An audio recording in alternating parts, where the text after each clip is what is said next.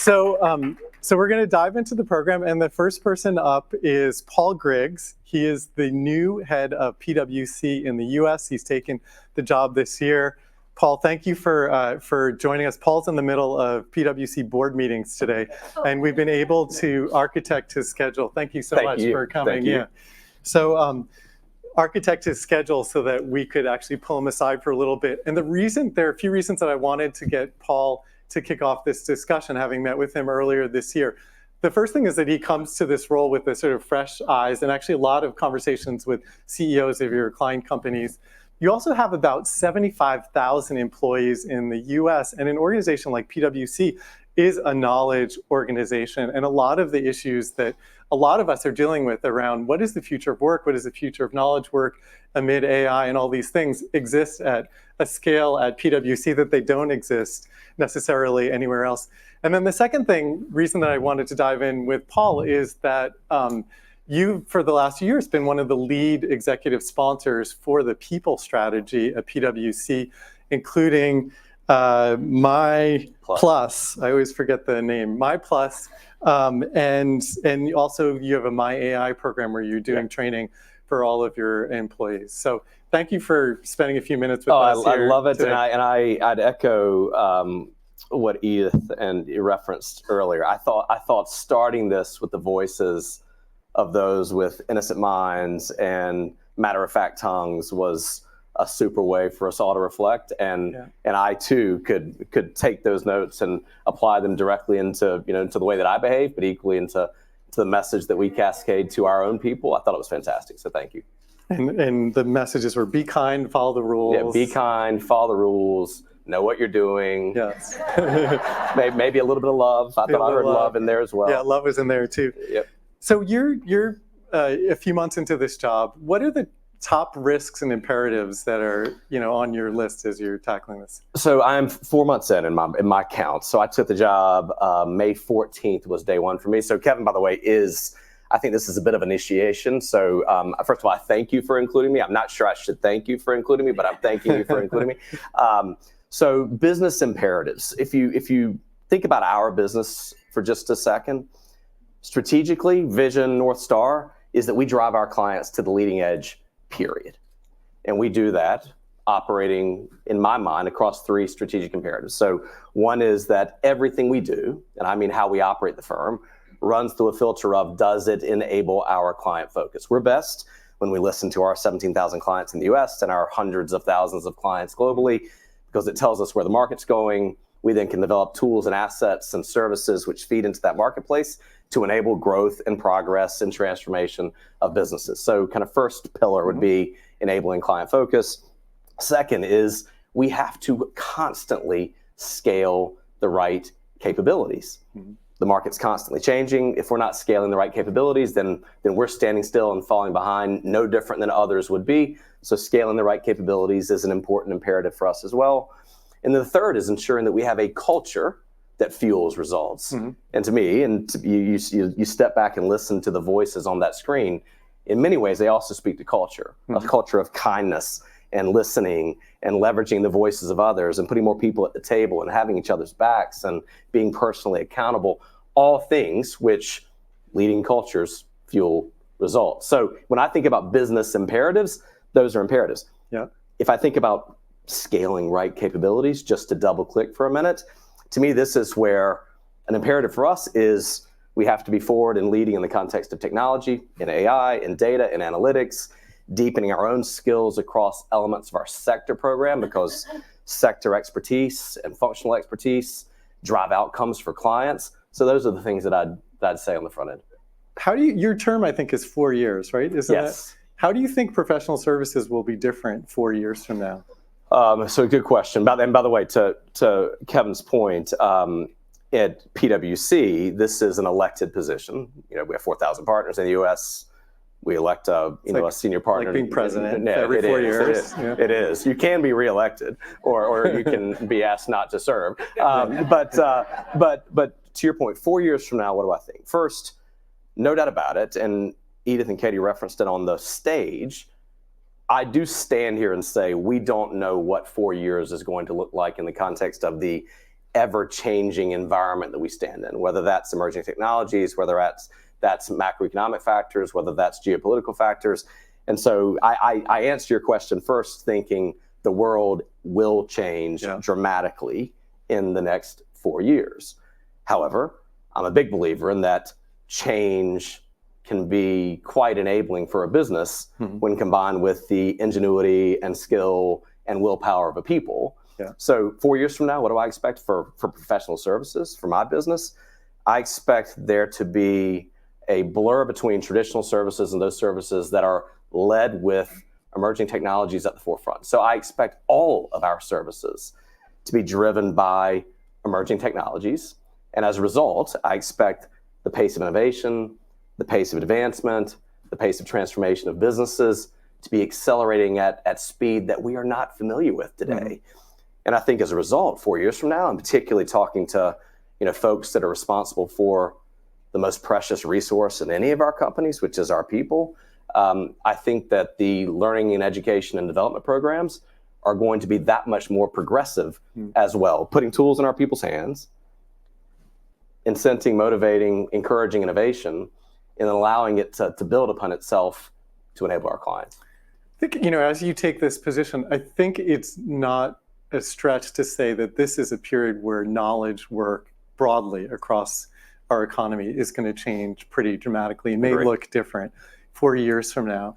And you're at the helm of this big knowledge work company. How is AI especially changing how you think about your staffing model? And we know some of your peers and some other, financial services is at the front of this also. Particularly younger workers, some of the stuff that they're doing actually can start to be done pretty well by AI when we look at some basic coding and customer service and financial modeling and things like that. How does your staffing model change? So first, as I respond to your question, Kevin, that in the context of AI, I think there are pessimists, realists, and zealots. I'm probably in the realist camp of that, but I'd say I'm a realist zealot in the context of where I see its possibility. So no, I'm answering it from that frame. Yeah. The zealots say they're realists too, by the way. They do.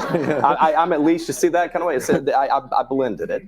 But my view is that, look, if an organization stands still in the context of technology and emerging technologies, certainly in the context of AI, well, then that organization will die, okay? I view it very differently. I look at it as we are putting in the hands of 75,000 people tools and technology and time and capability to innovate the businesses of tomorrow. Not only how we deliver our own business, but equally the service offerings that we push to our clients. So as I think about staffing model today, to me, this is, yes, you walk in the door at PwC, the time and requirements that it took to deliver what a first-year associate would do yesterday is different than it is today. It'll be different than it is 4 years from now. But that time, to me, is redeployed in investing in tomorrow. It is the innovation. It is thinking about business transformation in different ways. It is thinking about how we navigate and push the work we do across deals and strategy and cloud and data and our assurance business and tax business. And so as I think about the possibilities of technology, to me, the possibilities enable growth. This business will not stand still, and we can't even predict at this moment in time what the scale of new service offerings, new revenue streams will be even for our own company 4 years from now. I think it's super exciting. Do you have any thought on what the enduring human skills are, like what you want to hire for today amid pretty dramatic changes probably ahead in the actual work that people are doing? I do. So first, I will tell you that, and think about our own company for just a minute. Our company, 75,000 people, we trade in three primary businesses. We trade in, my words, the trust business, so the assurance of financial statements, non-financial statement information. We trade in tax, whether that be client compliance or tax advice and planning. And we trade in broad scale consulting, everything from strategy to deals to business transformation to technology transformation to governance, risk and control to privacy to data. You get the spectrum. And so today, the skills that we recruit, the technical competent skills, range from accountants to engineers to data scientists to health scientists so the spectrum is dramatic.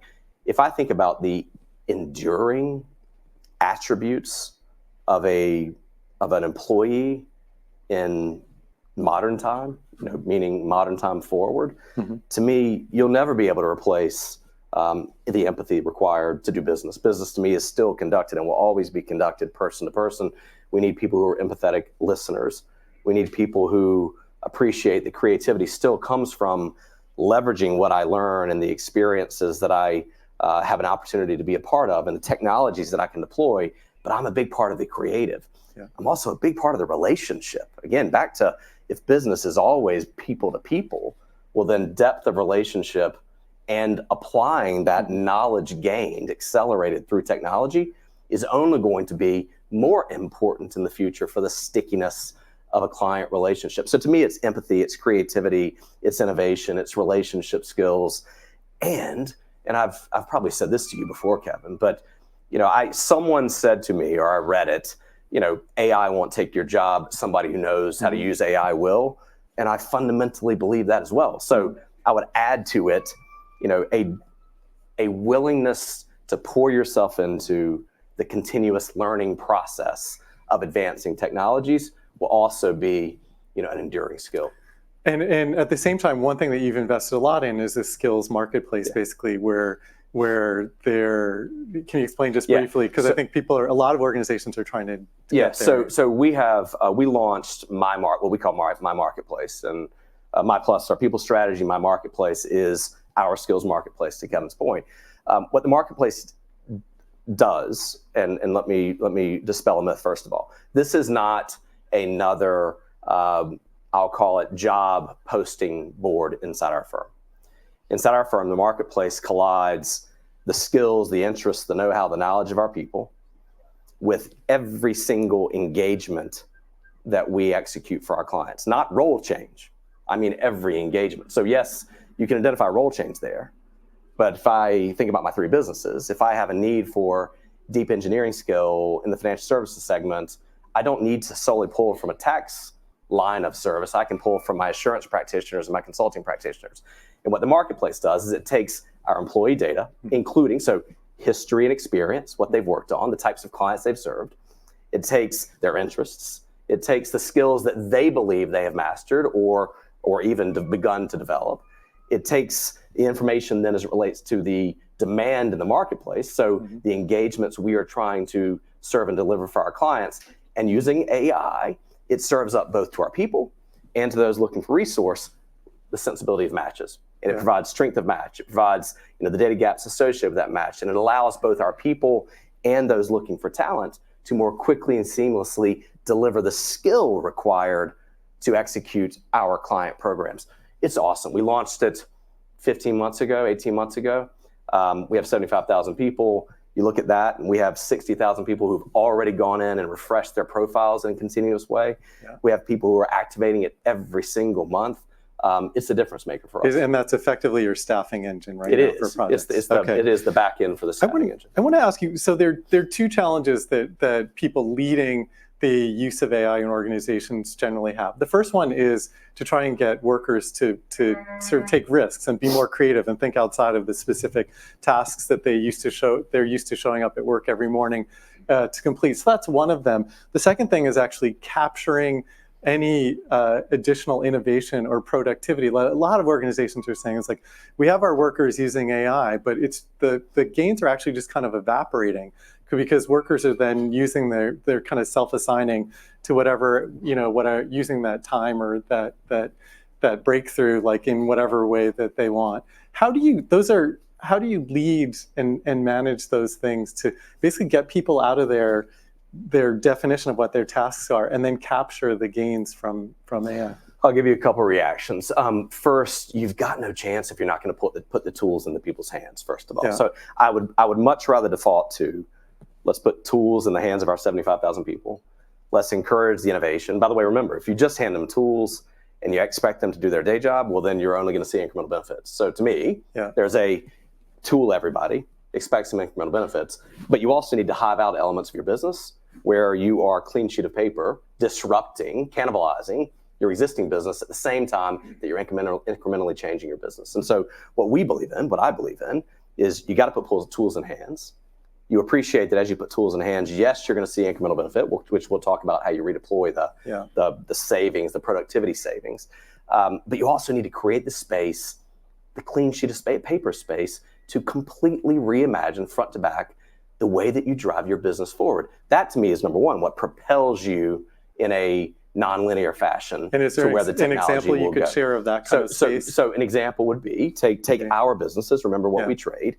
We have pilots running in elements of our business where we have pulled partners, resources, technologists aside and said, your job for the next 12 to 24 months is to remap the business in its entirety. How would we deliver it in a completely different way, leveraging technology and innovation in the context of our service offerings for our clients? So take as an example for us, a pilot for us is our financial due diligence practice in our deals work stream. So how do we rethink financial due diligence from initial point of contact with client to the ultimate deliverable as it relates to quality of earnings analyses associated with a buy side or sell side acquisition disposition, as an example. Capturing the productivity, a couple of reactions. Number one, when we are in the early innings of new technology, I would caution any company companies to, quote, capture and print to the bottom line productivity savings. So why? Because I believe that those productivity savings in the early innings of technology better be reinvested in the context of more innovation, learning more, turning the flywheel, generating momentum. And so what we do, and this is where the skills marketplace comes into play, as our people innovate and change their businesses and free up time, they already have technology which says, now I can go apply it. Not looking to change a job, but I can go apply it on a 2-week assignment because the skills I've just developed, they need, and I'm going to hit the bid, okay? That to me allows our people to continue to then learn and to generate momentum, which is then deploying the productivity save on new assignments, not because I need them to be higher utilized, which of course the answer is I do, but more because now they have agency to develop themselves through the petri dish, which is our clients. And so it is momentum creating and contagious in the way that it's happening inside our firm. So you don't let the CFO book the cost savings immediately. You hold off. Not when you stare into a business and say we've got 90% of the way to go across AI and data. If we have 10% of the way to go, well, you better be printing some savings. We just have maybe 30 seconds left, but one of the interesting things, I wish we had more time for this, is that you've been on a kind of listening tour with CEOs of the top companies in the country and the world effectively as you're assuming this new job. What are you hearing from them as the top risks and challenges, and how would you describe this having sort of spent time with the CEO, what's the state of mind? Well, first I will tell you that, and this is probably a bit of an aha, maybe a surprise, is no matter the industry that I engage, I feel that the similarity and the symmetry of topics is striking. Yes, it's the digital enterprise and what does it mean? It is disinflation and how does that impact my business? It is macro policy setting forces / geopolitics. It is leveraging data, maximizing data. It is thinking about the cost footprint, including sustainability in the context of the energy that I'm going to need to use to magnify and propel and to transform my businesses. And so that's probably the biggest surprise to me, Kevin, is that the consistency, no matter of the business environment, no matter the industry, no matter the seasoning of the CEO, it seems to always be the same. It's the same issue. And so I would tell you, it is emerging technologies. It is the environment, meaning the macro environment. It is policy setting across the world. It is geopolitics. It is emerging technologies and how they deploy. What we've seen, broadly speaking, is that companies have shifted from cutting costs just to survive to realizing that they have to invest to transform their businesses to grow in a more challenging marketplace. And so we're still seeing in our business, companies now spend money on their own transformations, appreciating that you're not going to cut your way to success. That's very welcome news for me. I don't know about all of you. Companies have gone from cost cutting to investing mode, and I think that has a lot of impact broadly on us and the work that we're able to do.